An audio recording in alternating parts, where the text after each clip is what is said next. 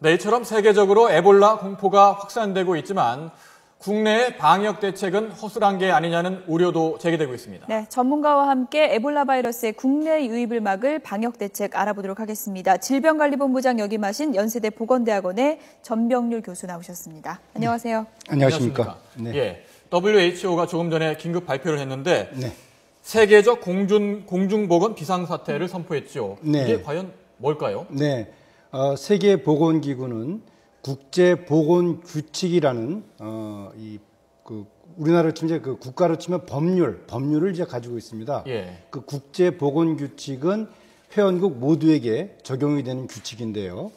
예를 들어서 어떤 일련의 사건이 공중보건학적으로 아주 심각하다, 예. 또는 예상치 못했다, 또 아주 많은 사망자가 발생했다, 또 이러한 것들이 국제적으로 확산되어 감염병의 발생 우려가 심각하다라고 한다면은 그럴 경우에 국제보건규칙에 따라서 긴급위원회를 소집을 하고, 또 긴급위원회의 소집 결과에 따라서 세계보건기구의 사무총장은 국제보건 비상사태를 선언할 수 있도록 그런 그 규정을 가지고 네. 있습니다. 예. 세계적 공중보건 비상사태, 과거에도 이 비상사태가 발동됐었던 적이 있습니까? 네, 우리 국민들이 잘 아시는 것처럼 예. 2009년도에 신종 인플루엔자 발생 당시에 예. 세계보건기구는 국제보건 비상사태를 선언한 바 있습니다.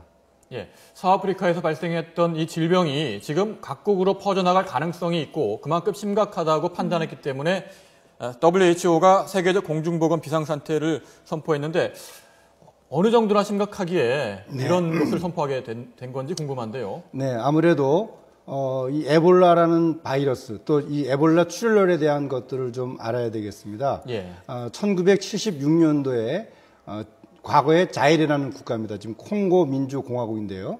그 콩고 민주공화국에서 이 에볼라 바이러스에 의한 출혈열이 처음으로 이제 확인이 됐고요.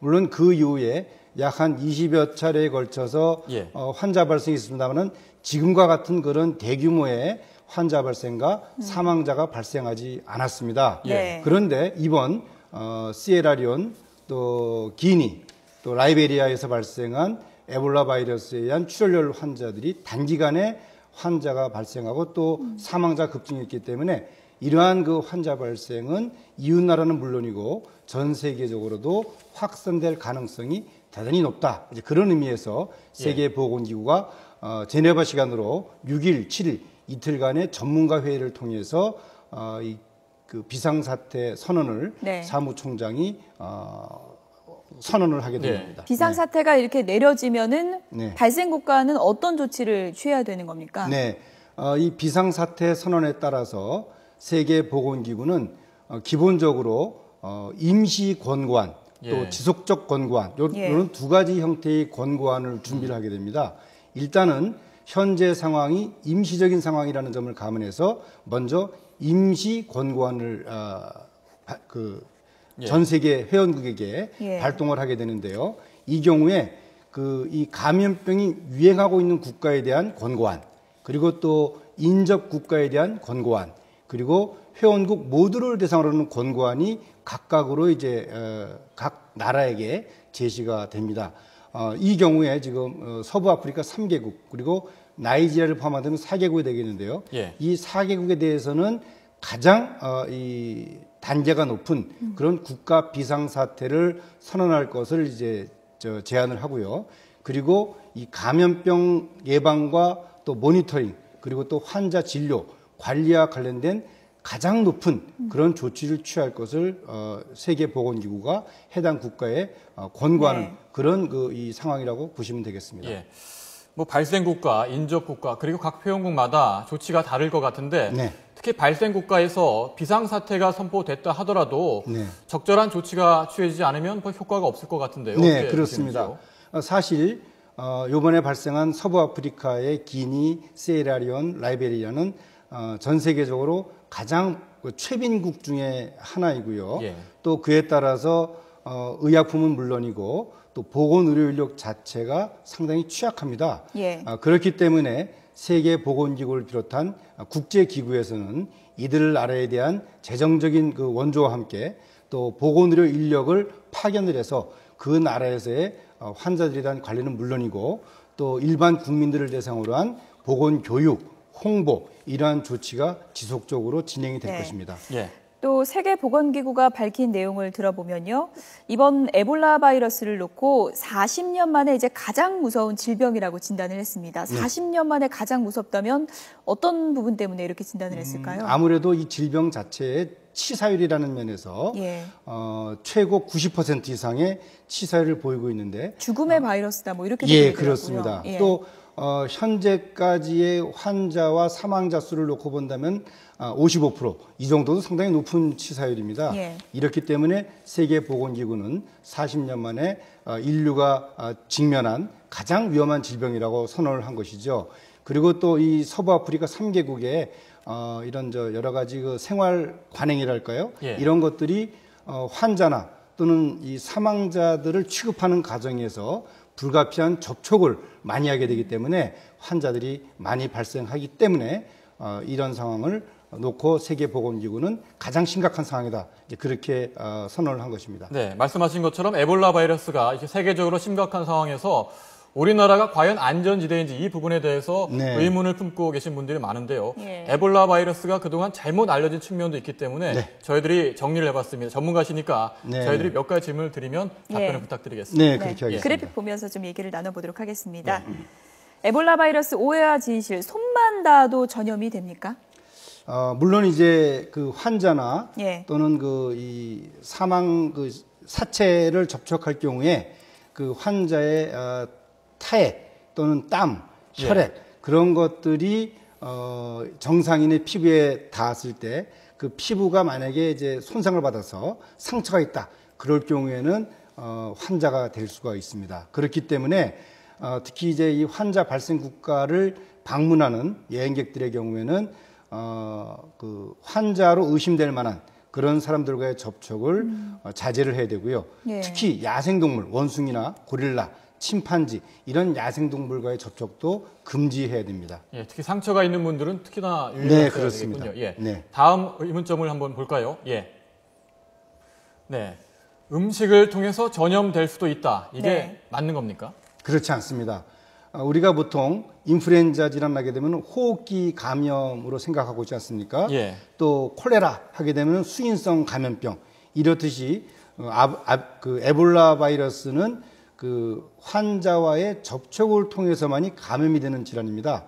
따라서 음식이라든지 물이라든지 또는 이 기침 이런 것들을 통해서는 감염이 되지 않습니다. 근데 환자가 그 먹었던 음식, 뭐 여러 명이 나눠 먹는 문화가 될 텐데 뭐 그런 음식을 같이 먹었다면은 그건 감염되는 거 아닐까요? 침이 닿을 수도 있지 않습니까? 일단은 그 중요한 점은 그 환자의 혈액 또는 땀, 체액 이런 분비물이 얼마나 있느냐 그러한 점들이 당연히 이 감염 전파의 중요한 요인이라고 보시면 그러니까 되겠습니다. 에볼라 바이러스 감염자가 비행기에 같이 타고 있었다고 해도 큰 문제는 물론 없을 가능성이 이제 높은 그런 건가요? 경우에 그 환자가 만약에 그 본인이 환자라고 생각한다면은 예. 당연히 여행을 금지해야 되겠지만 예. 진단을 받지 않은 상황에서 뭐 땀이 예. 난다, 열이 난다 그래서 예. 환자라고 생각할 수 없겠죠. 그러나 예. 중요한 점은 그 호흡기를 통해서는 감염이 안 된다. 그렇게 보시면 문제는 이제 되겠습니다. 잠복기인 것 같은데요. 네. 감염이 돼도 잠복기에는 알 수 없다고 하던데 맞는 건가요? 왜냐면은 증상이었기 때문에 이 사람이 에볼라 환자인지 아니면은 어떤 정상인인지를 알 수가 없습니다. 다만 다행스러운 것은 이 바이러스는 증상이 있을 때부터 이제 그 배출이 됩니다.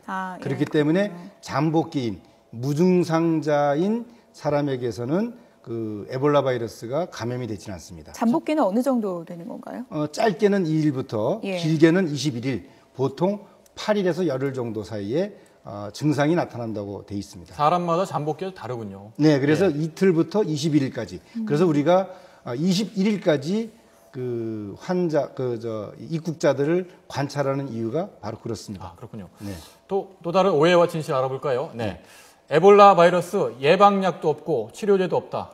맞는 겁니까? 네, 안타깝게도 지금까지는 그 세계적으로 백신이나 이 즉표약, 치료제를 개발하지 못하는 상황입니다.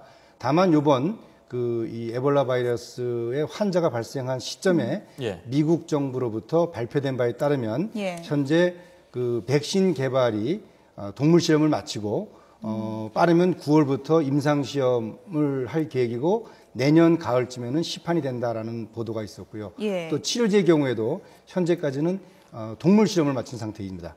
그리고 다행스러운 점은 이런 그 직효 치료제라든지 백신은 없다 하더라도 예. 그 대증요법, 예를 들어서 수액이라든지 전해질을 맞춰준다라든지 또는 혈압을 유지하고 또 산소를 공급해주고 그리고 또 합병증을 예방할 수 있는 여러 가지 이 항생제의 치료가 예. 지속적으로 집중적으로 이루어진다면은 환자를 관리할 수 있는 방법은 있습니다. 아, 네. 그렇군요. 많은 분들이 이제 이게 가장 궁금할 것 같습니다. 서아프리카에서 확산된다고는 하는데 우리나라는 정말 안전지대가 맞습니까? 이 부분인데요. 네. 어떻게 봐야 될까요? 일단 이 바이러스를 옮기는 그 야생동물, 예. 그 야생동물은 열대 우림에서만 서식을 합니다. 잘 아시는 것처럼 침팬지, 고릴라, 오랑우탄 이런 것들은 이제 아프리카 정글에서 서식을 하고 있기 때문에 예. 국내에서는 전혀 문제가 되지 않고요. 그리고 또 아직까지는 이 아프리카를 통해서 국내에 입국하는 사람 중에서 그 증상이 있는 사람들은 한 건도 확인되지 않고 있고요. 또 이제 앞으로 정부는 아프리카나 다른 이 감염이 의심되는 그런 국가에서 입국하는 사람들 대상으로 해서 지속적으로 교육을 또 홍보를 통해서 의심 증상이 있는 사람들은 즉각 보건당국에 신고를 하도록 그렇게 지금 계획을 예. 갖고 있습니다. 예. 지금까지는 국내 자체만 보면 안전하지만 서아프리카에서 혹시라도 감염자들이 입국할 가능성이 있는 게 아니겠습니까? 네, 그렇습니다. 역시 면밀한 검역 그리고 입국 이후에 보건당국의 철저한 관찰이 중요한 상황인데요. 네, 그렇습니다. 문제는 최근에 이 라이베리아에서 귀국한 한국인이 설사로 병원을 찾았는데 네.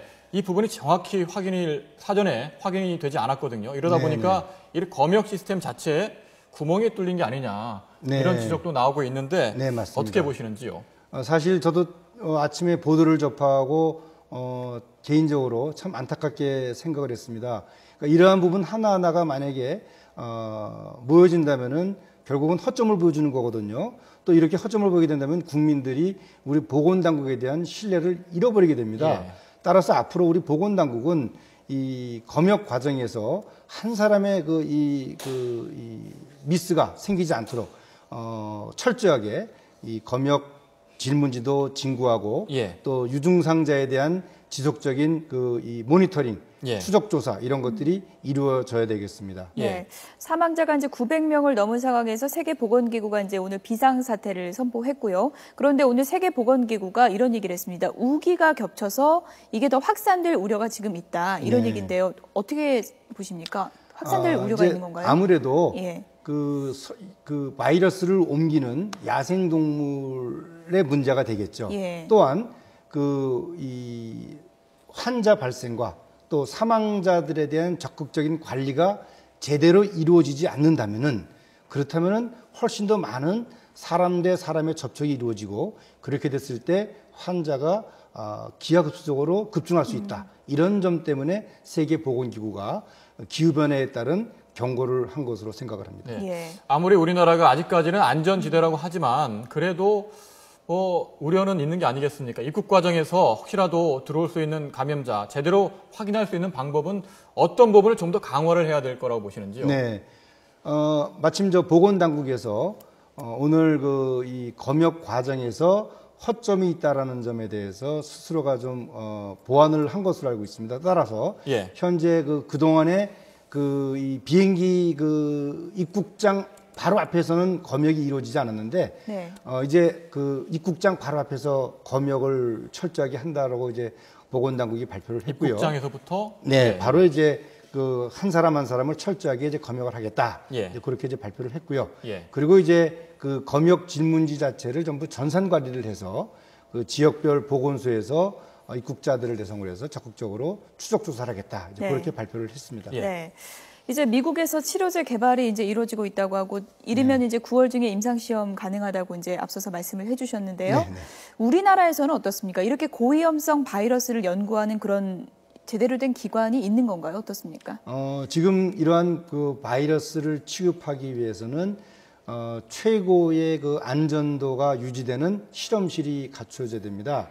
그것이 이제 우리가 소위 말하는 레벨 1부터 레벨 4까지의 실험실이 있는데요. 네. 우리나라는 레벨 3, 3단계까지의 실험실을 갖고 있습니다. 그리고 현재 4단계 실험실을 공사 중에 있습니다.